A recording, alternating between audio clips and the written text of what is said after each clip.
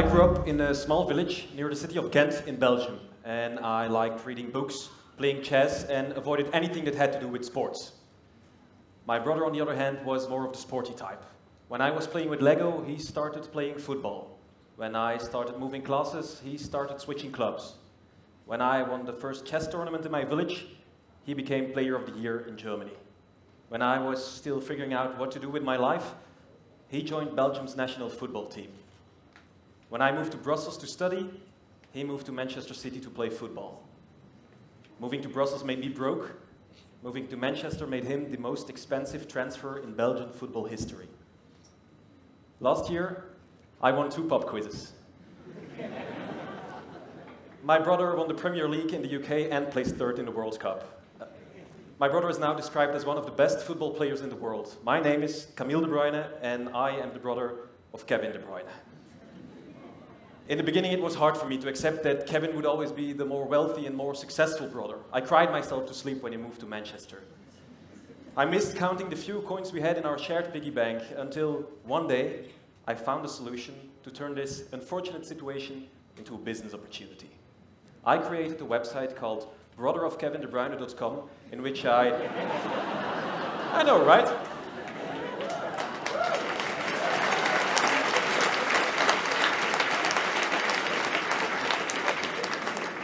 I started selling myself as a public speaker and life coach. I was doing interviews. I even needed to hire a manager to do my PR. I was living the life thanks to my famous brother. Acting as a brother of Kevin de Bruyne finally gave me the self-esteem I've always lacked. So I started playing a new sport, a sport called mind games, in which you put on a headband with sensors in it that measures your brain activity and you mentally make a light go forward. I dedicated all my spare time to it, and in 2016, I was chosen to represent my team at the National Championship of Mind Games. No? No, okay. I didn't win, so it's okay. But Els, a lady from my team, she won and she placed 1st and went to the World Cup later on. A month after this championship, I had to quit the sport because my income as brother of Kevin de Bruyne started decreasing and I needed to find other ways to earn a living. So that's why I decided to become a city guide in the city of Brussels. Brussels is one of the most interesting cities in the world. Did you know that the Brussels Town Hall used to be made entirely out of chocolate? That was the case until 1666. Because in 1666, the City of London decided to organize a nice little festival called the Great Fire of London. They put the city into flames, burned it completely down, and global warming really kicked off at the time. So the Earth's temperature increased with a couple of degrees, and the Brussels Town Hall started melting. It flooded the complete square in boiling hot chocolate. 45 people drowned in it. To commemorate this horrible disaster, merchants started selling tiny replicas of the coffins the victims were buried in, often with their initials engraved in them. They still sell them today. They are called pralines, and they are delicious. I know it's a hard story to believe, but it is a true story. There are no alternative facts. This is not fake news. Except that maybe this is fake news. Maybe I've been lying to you. Okay, I have to admit something. Every single thing I've told you so far has been a lie.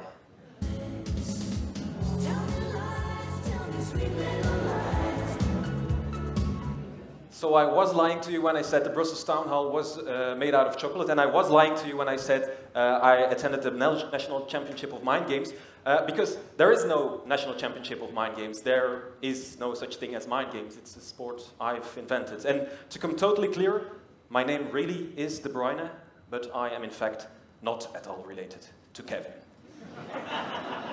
But last year, that's exactly what I wanted people to believe. It started out as a joke. Whenever I would go abroad or had to spell my name in a hotel, people would ask, "Are you related to Kevin De Bruyne?"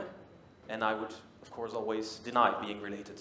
Until I was telling about these experiences to a colleague of mine, and he said, "Why don't you try saying you are related and see what comes out of it? People might go crazy, offer you free upgrades, even worship you." The free upgrades part of it interested me. So we decided to pitch the idea to a television talk show, and from that moment on, I would go through life as the brother of Kevin De Bruyne. And on my side, my colleague as the manager of the brother of Kevin De Bruyne. And we would go on the show and report on it every week. But there's one more thing I have to admit. I don't know anything about football. I don't like it, I don't care about it. I think it's the most overrated topic in the world, but there I was.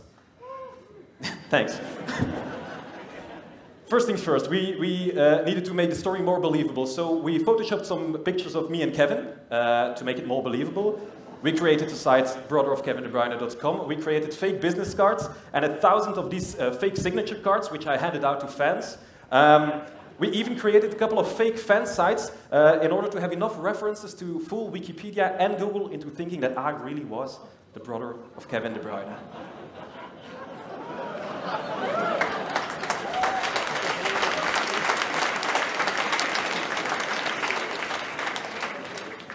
So we took a plane to Manchester, checked into the hotel, got a free upgrade, and a couple of hours later, this happened. I was to appear for an hour-long interview, live on the radio, talking to a big fan about a brother that wasn't mine. I think the host until this day still doesn't know it, so Dave, if you're watching this, I'm really sorry about that. But we got away with it. So we were on a roll, and later that day, we went to the Manchester City fan shop with just one mission. Can we get some free shirts? Because Kevin had told us so.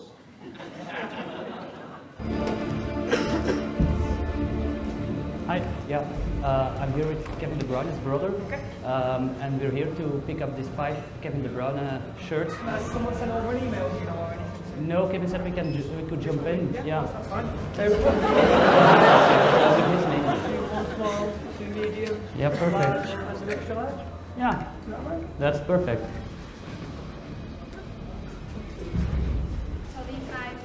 All right, thanks. Bye.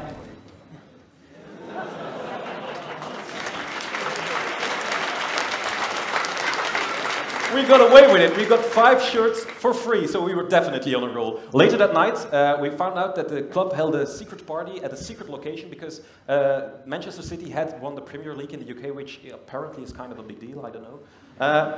We found out where the location was, went over there, told the security guards I was the brother of Kevin De Bruyne, and they let us in. There we were, dancing between some of the highest paid sportsmen at one of the most exclusive parties in the world.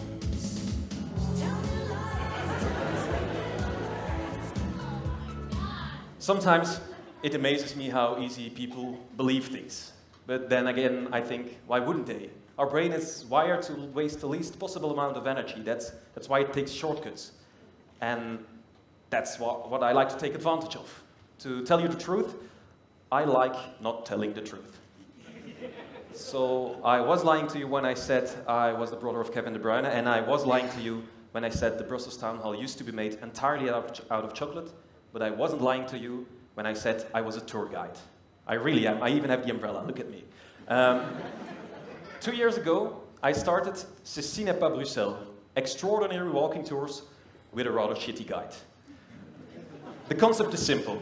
You book a tour with me, and I take you on a 2-hour walking tour through the city, and everything I tell you is utter bullshit. Completely fabricated nonsense. You will get no accurate information whatsoever, but we'll eat a waffle, drink some beer, have a lot of fun. Some people know in advance it's fake, others find out after a couple of minutes. Why do I do this? Because I like it. I like telling stories to people and make people believe in things that don't exist. Go on. I like it so much that I think I might have based my career on it. And this picture of me smiling awkwardly at the Belgian National Championship of Mind Games has everything to do with it. Because it's fake. It's completely staged. There was no National Championship of Mind Games. Everyone knew what was happening. Everyone except for the lady holding the trophy. She believed otherwise. Why? Because she unwittingly starred in one of the most elaborate hidden camera game shows ever produced. A hidden camera game show I've invented when I was 21 years old. When I was 18, I went to film school, and in my 3rd year, we had to pitch 3 new TV show ideas to our teacher. And a couple of nights before the deadline, I decided to rewatch the 1998 classic movie, The Truman Show, starring Jim Carrey as Truman Burbank, a man who doesn't know he has been filmed secretly since his birth for an elaborate television show. And I thought, I want to do this. And I thought, you can't do this. But then I thought, again, fuck it, I need to do this. So I pitched the idea to my teacher, and he said, you can't do this.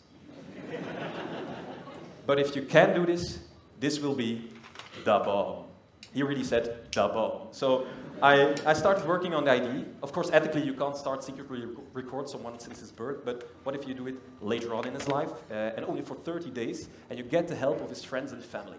So the goal was to have them not notice this huge conspiracy that's going on around them, and over the course of 30 days, we would put them into bizarre and carefully staged events. And then after a month, we would get them to a TV studio, reveal it all as part of a big surprise, a game show in which they had to answer questions about everything that has happened to them over the course of the past 30 days. And if they answered enough questions correctly, they could win dream prizes. So I didn't lack ambition as a student, but I did lack a budget to create a show like this. So I started saving some money, I set up a crowdfunding campaign, and a year later, as a student, with the help of some other students, I created the very first pilot episode of this show. Then I went to the biggest broadcaster in Belgium to pitch the show, and they said, you can't do this. I said, I have done this, yeah, but we can't do this. It's too expensive, it's too risky. I thought, that was it. Turns out that wasn't it. For over a year, I pitched the show to the broadcaster over and over again, until one day, I got a phone call of them saying, we want to do this. I thought, you couldn't do this. Yeah, but you did as a student, why wouldn't we be able to do this? Anyway, we started working on the show together with a wonderful team. For months, we were hiding in the back of trunks with cameras. We were hoping no one would find our microphones, and we were putting unsuspecting people into the most bizarre events in their lives. And after 30 days, we needed to get them to a TV studio. But of course, we didn't want to invite them to come to a TV studio because that would kind of spoil the surprise. So instead, we decided to invite them for something else. You could be eating in a restaurant, you could be trying on new clothes in a shop, or you could think you're about to take the elevator to your hotel room when this happens.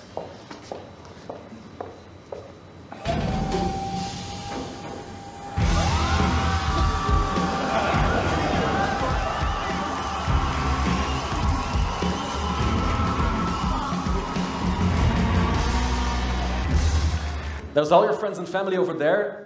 A host saying, we've secretly filmed you for a month. We're very sorry about that. Which is the quite convenient name of the show. As you can see, this show is all about the things I love, creating completely fake alternative realities for people. For example, for Els, an eternally cheerful woman, mother of one. We knew Els could be very competitive, so that's why we decided to invent a sport called mind games, in which you put on a headband with sensors that measure your mental activity, and you mentally make a light go forward. This is a top view of the board, so the little red dot, you push forward with mental activity. Of course, it didn't work, it was just a piece of cloth, and our team was backstage controlling every single movement on the board. But we staged a training session with a couple of actors, and we invited Els to come along. We let her win a couple of times, and she was hooked. So, for a complete month, every week we would stage a training session with everyone pretending this thing was real, Els believing it was totally real. We created a fake site providing information about the sport. We created a fake footage of what was supposed to be the world champion at the time. And this was to get Els excited for the upcoming national championship of mind games. And she was selected for it, as was I. And then we hired 100 actors, briefed them about this crazy little sport, and for a complete afternoon, we staged a fake championship. Everyone in the room knew what was happening. Everyone in the room knew it wasn't real, except for Els. She played game after game, one game after game, defeated opponent after opponent, until eventually she was declared Belgian national champion mind games.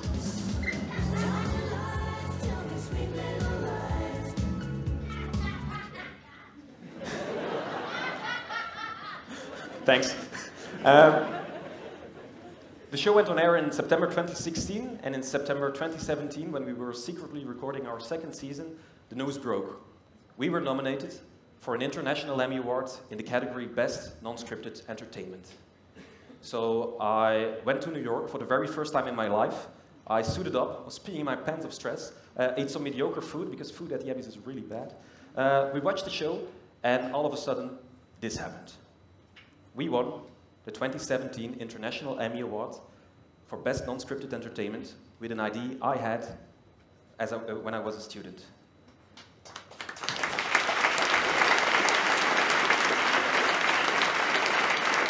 Thank you. I was thinking 1,000 things. What the fuck, and is this real, and what's happening, and how heavy is this thing? Will I fit this into my luggage? For anyone wondering, 3.1 kilograms, you can fit it in your luggage. So anyway, I went on stage, did the acceptance speech, thanked my mom, because that's what real men do, and then afterwards, I am pushed into this hallway. You've just been at one of the most glamorous positions you'll ever be in your life, and a couple of seconds later, you are pushed into a dirty hallway of underpaid hotel employees, dirty dishes, dirty trash cans. I thought attending a fake championship was surreal, but this was next level. For a moment I thought, have they faked this evening? Is this all real? Will in a moment this wall will go up and then will there be a host saying, sorry about that? Turns out it was real.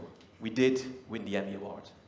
The show has since been sold to 3 countries, and last year, with our 2nd season, we won the Rose d'Or for Best Game Show. I faked my way into being the brother of Kevin De Bruyne, and I faked my way into being a city guide, and I have faked people's lives for a TV show. I think I like faking so much that I'm writing a book on it now called Fake It Till You Make It. It will be a guide to extreme success for extremely lazy people. So I will give tips on how to pretend to look very successful and very busy, while in fact you can be the most unsuccessful, lazy loser in the world. And it might just work, because people don't want to question everything they see. Sometimes you have to think about the reality you're in. Think about it. What if every event, every encounter in your life was actually all part of a game show you knew nothing about? What if all this isn't real, and you're the only one thinking it is real? What if in a moment, what if I hired a couple of actors to pretend this to be a TED event? What if I dressed this room to look exactly like a TED event, and I invited some actors and made them say smart things? What if in a moment this wall will go up and it will all be over? In case that happens, I just want to say sorry about that.